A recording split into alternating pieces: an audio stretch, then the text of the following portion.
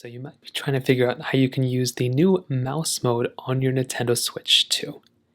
Now, doing this is actually very basic and it really doesn't take too much time at all.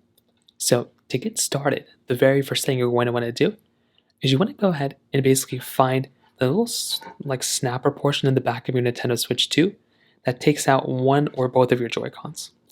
So in this case, you can remove one of your Joy-Cons just like this. Now, to get into mouse mode, what you want to do is you just want to go through and place your Nintendo Switch 2 Joy-Con once it's in this type of area, basically onto its bottom portion right here.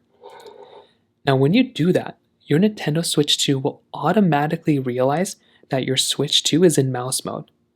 So now you can see that as I move my mouse around, it's going to start showing my mouse on the cursor like this. Now, the big thing to keep in mind, number one, if you're going to do it in mouse mode, I'd recommend having that bumper on it so you're not scraping the bottom of your actual Joy-Con.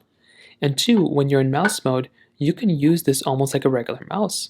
So you can go through and click on both of these buttons right here to actually utilize it. So if I wanted to go into my eShop, I can click right into here. I can use the trigger right here to actually go into my certain area. So I can click right here, I can click right here.